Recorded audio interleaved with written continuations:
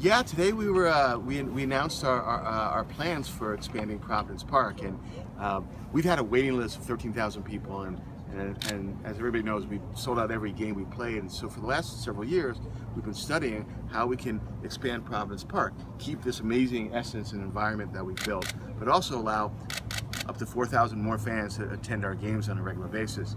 So today we announced plans to do just that, and we're going to add 4 floors and a whole new structure on the east side of the stadium. And if all goes well, we'll be able to begin construction the fall of 17 in the off season.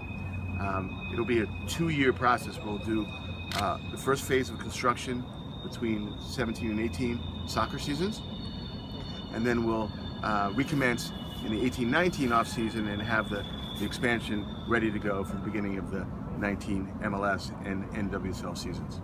So what happens now? You've announced the plans. What's the next step?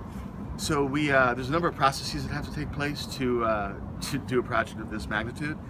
We're working closely and collaboratively with the City of Portland to amend our operating agreement to reflect the new seats. So that's underway, and that's going very well. And the city's been very responsive and very cooperative and eager to have this private investment of over $50 million. We're also submitting our materials this week to the City of Portland's Design Review Committee, and there's a process to assess and give feedback and ultimately approve the design. So our project team and our architects will be going through that process beginning this month, and the first hearing is May. We're working closely with the neighborhood associations to make sure that they're good and that we have to amend our good neighbor agreement.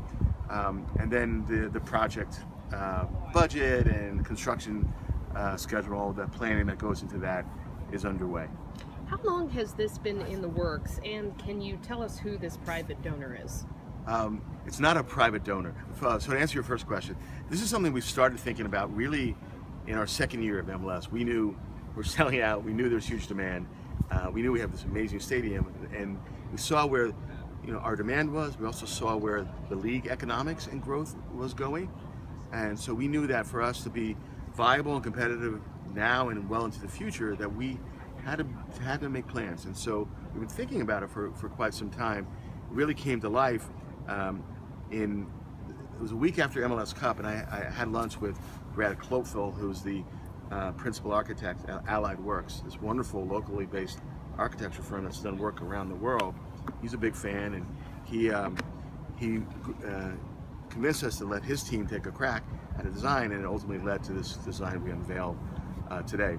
But to answer your question about the financing, it's 100% privately financed. It's going to be in the neighborhood of $50 million project, and it's going to be financed by the Portland Timbers and Florence Club. Okay.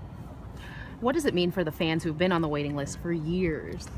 Well, if you've seen the reaction today online and social media, it's been very positive, because we had we let in 100 or so people a year, and so those folks who are deep on the list now have some hope.